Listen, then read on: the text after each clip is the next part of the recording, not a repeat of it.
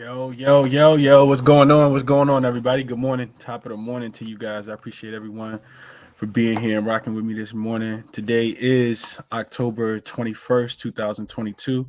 Not sure why my screen is shaking like that, but it's cool. As long as you guys can hear me, that's all that matters. Man. All right, so welcome into everyone. Cashed It with Chris. Another episode presented by the Basketball Forever Podcast Network over on all of their social media platforms. Be sure to check them out.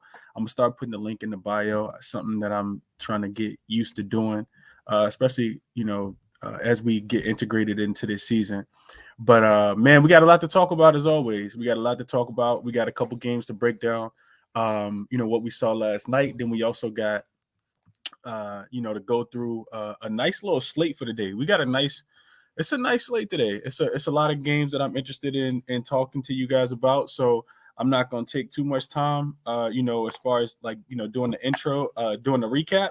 But we definitely got some games that we need to, got some things that need to be shared, and we got some games that need to be recapped. We had a 2-game slate yesterday. We had the Celtics at home hosting the Milwaukee Bucks for their season opener on the road. And then we also had the Los Angeles Lakers at home in a home game last night against the LA Clippers. So we saw Joel Embiid not look like the best version of himself. James Harden looked really good last night. As far as show plays, I didn't give out anything official on the show yesterday for this specific game, but I did give out a few plays that I liked last night as far as an official in the actual Crispy Cap and NBA show in the evening version. So Maxey over 2.5 threes that did not cash. Giannis over 30.5 points. He didn't need to have 31 points because they just look so bad. The offense actually looked so good. Shout out to Brook Lopez. He played better than I think most people thought he would. Wasn't on a lot of people's radar. And then we also saw, just a lot of guys step up. And I also gave out his rebounds as an official play over 11.5 for Giannis, and that did cash as well. So we went 1-2 in that game. And then moving on to the Laker game, we had the Lakers and the Clippers. The game was absolutely abysmal if you're a Laker fan. Just watching this team shoot 20% from three, it looked really, really bad, man. I'm not. I kind of called it. I gave out the Clippers -5.5, and shout out to Robert Covington. The day needs to be Robert Covington Appreciation Day if you were on the Clippers last night, because we didn't we didn't have a cash last night until he got pushed in the back and went to the free throw line to hit those 2 free throws. That was a crazy way to cover. Of course, Vegas lost a lot of money on that game last night because the Clippers were a public team. They were by far a public team last night, but it bodes well for us, right? So, shout out to the Clippers. I think, just kind of reflecting on the game, I think it was more of a fade of the Lakers, but you saw Coach Darvin Ham put out a lineup in the second half that was a strong defensive lineup with LeBron James and Anthony Davis, Juan Toscano Anderson, Lonnie Walker was out there. He actually played well. He played really well last night. And we're gonna need that. If you're a Laker fan, we're gonna need that, as the season goes on for sure. That was a cash. So we went 2-2 overall yesterday on official plays for both the Cashed It with Chris show and the the Crispy Cap and NBA show in the evening time. See you guys in the chat. Appreciate you being here, LJ. Champagne and OJ, appreciate you being here, bro. DeJounte Murray, rebounds and assists over 14.5. I like that. I like that a lot, Renzel. I haven't played any props, but I got some things that I'm looking at. And with no further ado, let's just go ahead and get into it, man. I kind of went over the intro and the recap already. Let's get into the slate for today, though. We got a lot of games today. I'm not gonna go over all of them in significant detail. Let's see, 2, 4, 6, 8, 10, 11 games today. Not gonna get to all of them specifically, But I do want to get to a few of these games and talk about them. Why I like them, because I do have a couple plays that I want to give out. So first game up, let's go to Charlotte, right? We get the Pelicans coming in here against Charlotte. We know that the Pelicans absolutely smashed the Brooklyn Nets in the home opener, and that game was in Brooklyn, so it's not a a long travel to get from Brooklyn to Charlotte, right up the street from me actually. So not a long travel spot for them.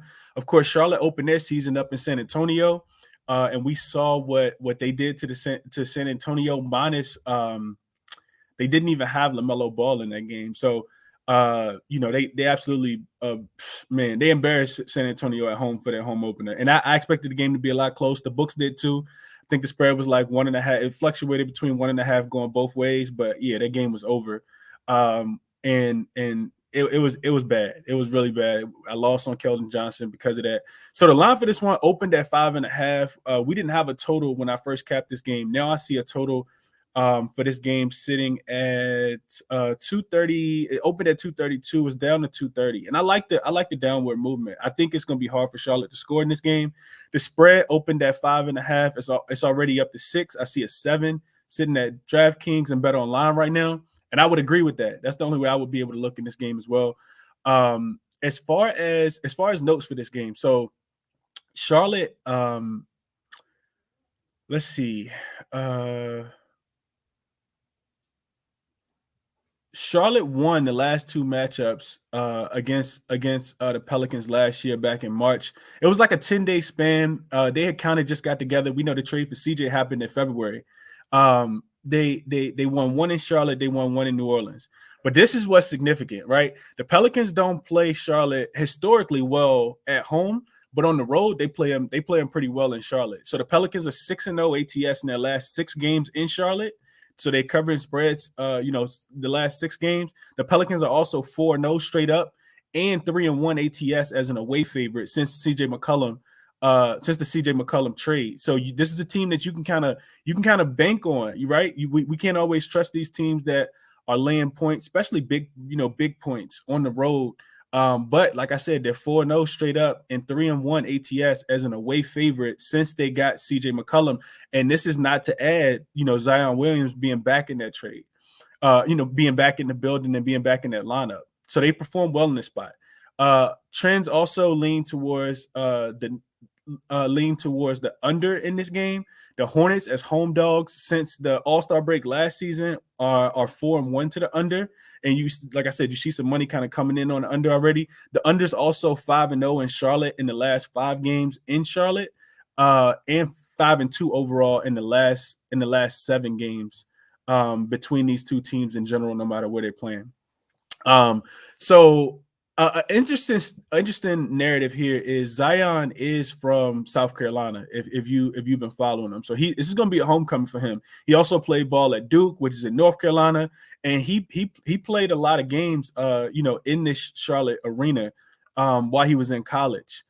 So I think he's gonna be excited. I'm pretty sure you're gonna have a lot of family at the game. Granted, New Orleans, from North Carolina to New Orleans is not an extremely far trip, but I think he's gonna be extremely excited for a game like this.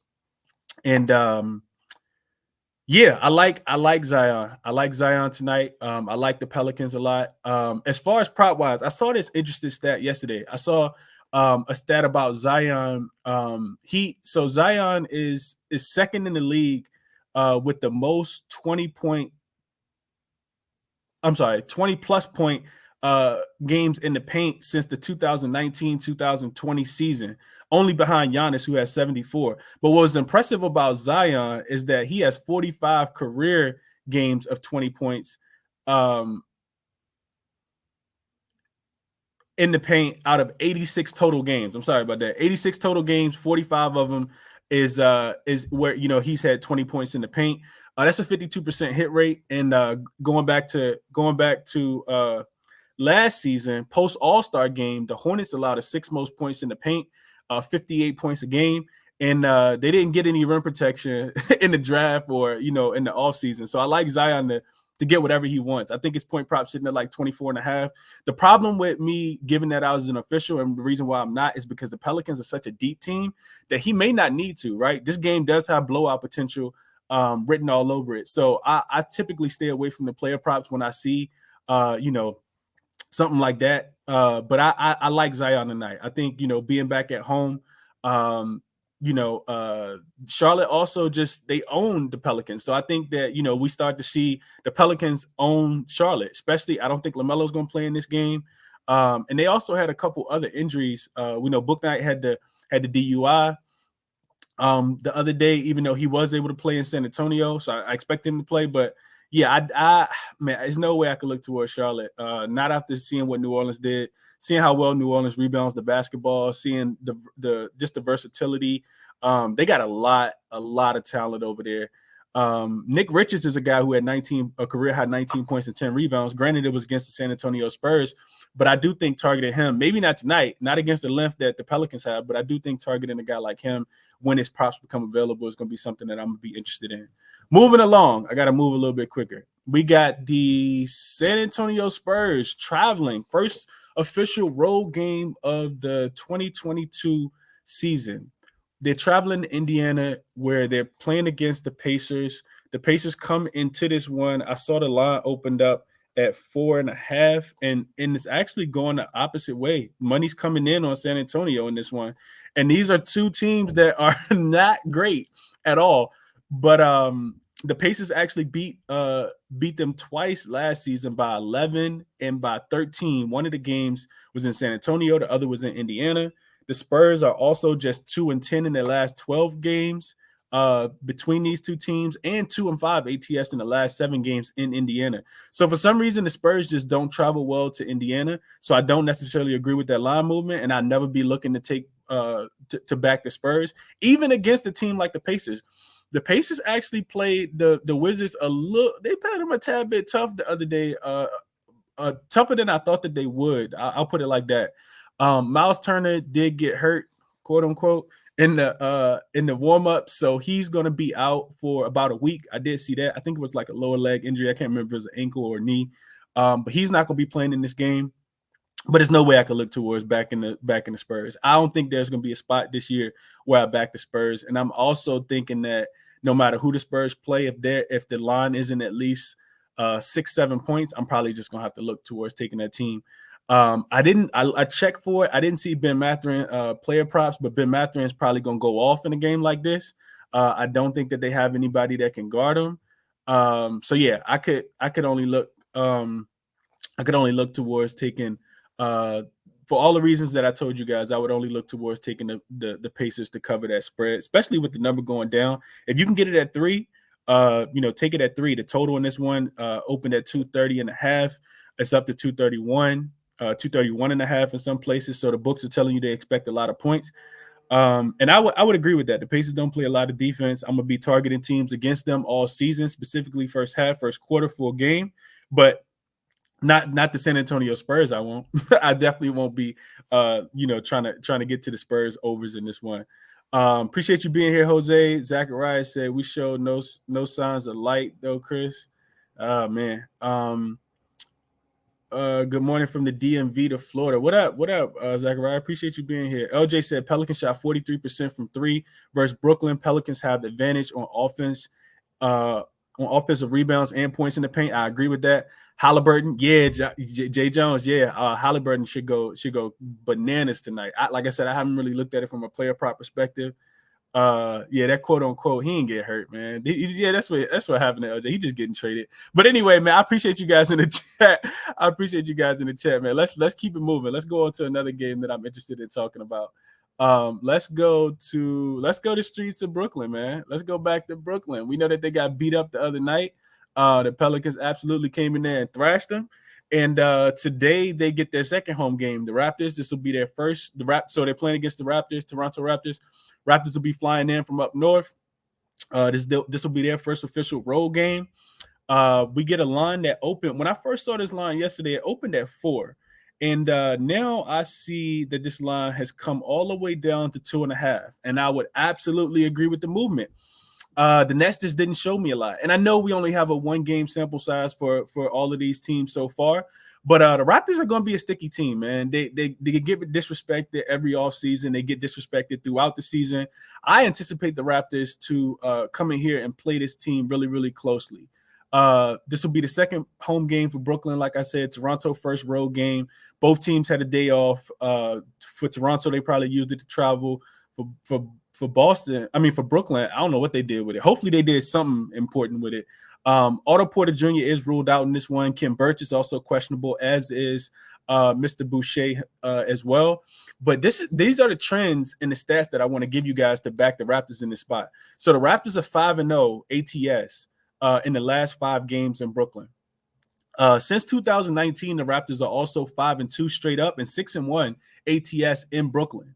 They're also 3-0 in that spot as a dog as well. So I would agree with the money that's coming in on the Toronto Raptors, and I tried to bet this one as soon as possible.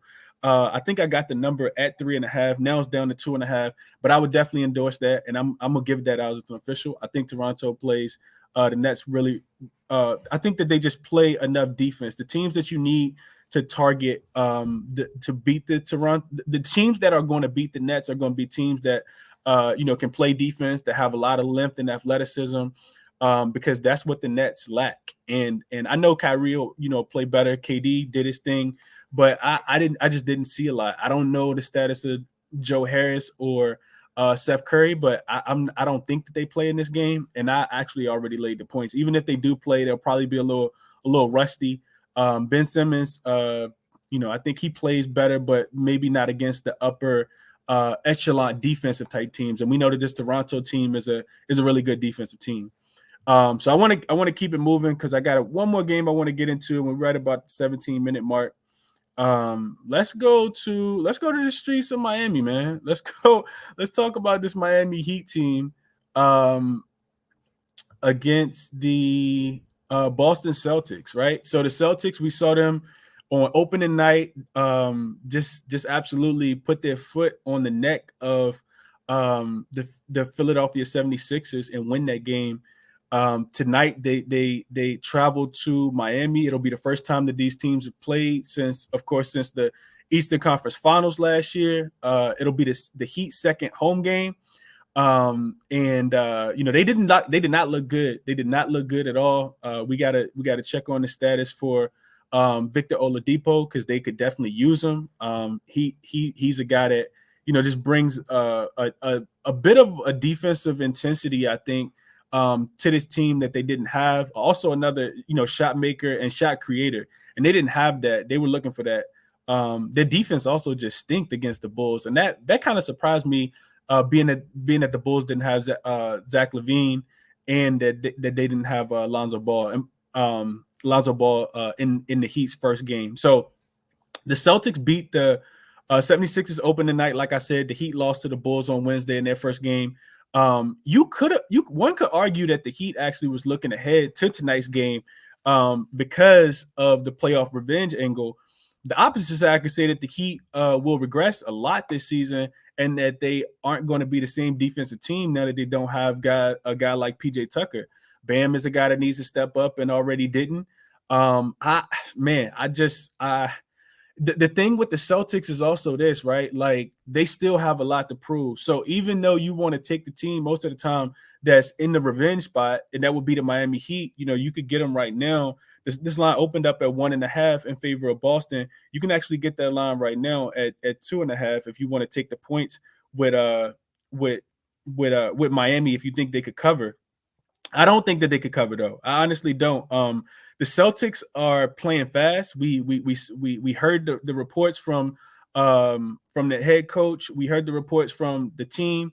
Not having Robert Williams is not going to impact them as much, because they'll get out and be able to play a lot faster, right? They're a sticky defensive team, always getting their hands in passing lanes, forcing turnovers. The addition of Malcolm Brogdon looked really good. And I think that they play well on the road in this spot too, man. I would only be able to look towards, taking the Miami Heat taking the Boston Celtics in this matchup. I think that they just have too much offense. I think that if the Chicago Bulls can slow down the Miami Heat than I know that the Celtics can, because they're a much better defensive team. It'll be a motivational spot, I think, as well. I think the Celtics still feel like they got a lot to prove, and we thought that, you know, it'll be a distraction, everything going on with Udoka over the course of the offseason. But you know, maybe they use that as fuel. Maybe and I could see them doing that against a team like the Miami Heat tonight. So I actually laid the points with the Boston Celtics. I got it at 2.5, and right now, let's see, you can get that line at, you can still get it at 2.5. The total opened up at 216.5. It since went up to 220. I see 219, 218.5. So definitely figure out, you know, how you want to play it. But I'm not really looking at a total in this spot. But I do like the Celtics, and I laid the 2.5 with them. So 2.5 with the Celtics, and this is just a recap for you guys. 2.5 with the Celtics. Jay Jones said, "Amen." Celtics second quarter lives on. That's a fact. For some reason they turned it on. So just a quick recap. I want to give you guys the plays that I do have before I get out of here. I am on. Do I have a? No, I don't have a banner for that. I am on the Boston Celtics. I just talked about them. -2.5. I'm also on the Raptors plus the 3.5, and I laid the points with the Spurs. I'm sorry, no. I laid the points with the Pacers, -4. I think that they beat the Spurs by 4, even though that one is a little weird. And then I also laid the points with the Pelicans. I didn't get the 5.5. I got the 6, but I like the 6 a lot. So those are 4 official plays for me. From a player prop perspective, I'll probably end up giving those plays out later as we start to get more lines. We don't have a lot of lines right now for the player props, especially the role players, the guys that you want to target that you can actually get value on. So those are looks that I'll be giving out later on today in the NBA Crispy Captain Show. Be sure to tune in to that 5:15 Eastern Time. Again, the show is presented by the Basketball Forever Podcast Network. Be sure to check it out on, you know, Spotify, Amazon Music, Apple Podcasts, all those different outlets as well. Appreciate you guys for being here again, and best of luck on all your bets, man. Tap in with me again this evening, 5:15 Eastern Time, for the Crispy Captain NBA Show.